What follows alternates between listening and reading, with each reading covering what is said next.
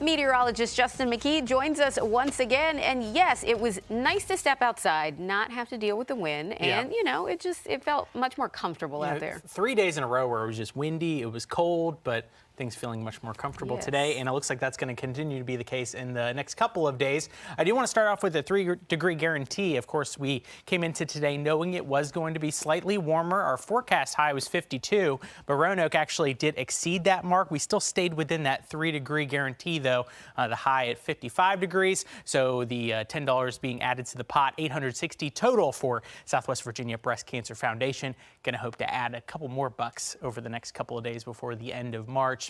Temperatures haven't fallen too very far over the last few hours due to the clouds overhead. So 49 currently in Roanoke, 46 in Lynchburg and South Boston. Martinsville coming in at 44, starting to see a couple places drop down to the upper 30s. That's where Wytheville and Hot Springs are at the moment. It looks like the temperatures will fall a little bit more as we go into tonight, but a big change compared to where we were on Monday night. If you were up early this morning, you likely felt the 20s.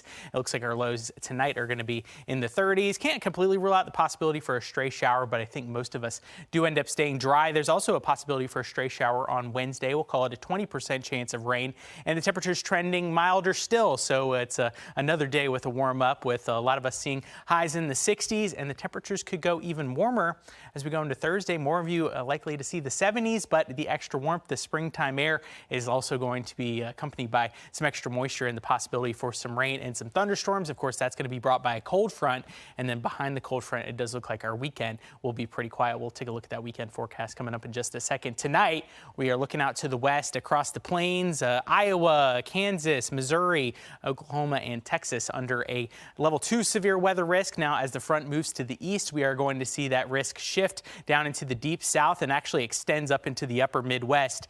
So we're certainly going to keep folks down to our west and our southwest in our thoughts, because this is a level 4 severe weather risk, possibility of a severe weather outbreak. And you can see just how intense those storms potentially could be at 7 o'clock along the cold front tomorrow. That front is going to be moving to the east as we go into tomorrow night and the early stages of your Thursday. You can see possibility of rain as you're getting the day started on Thursday, and really going to be dealing with the rain kind of off and on through the day, an 80% chance overall. Early in the day, it's just the plain old rain, but as we go into the afternoon and evening, possibility of some thunderstorms popping up. Can't completely rule out the possibility of severe weather. It's a level 2 risk if you live east of the Parkway, level 1 risk west. Eventually, the front is going to move off to the east, and we are going to see drier conditions by Friday. It is going to be cooler on Friday, but not nearly as cool as what we saw last weekend, and it looks like we stay pretty dry through Saturday and Sunday. Can't completely rule out a stray shower Sunday, but overall a pretty nice weekend.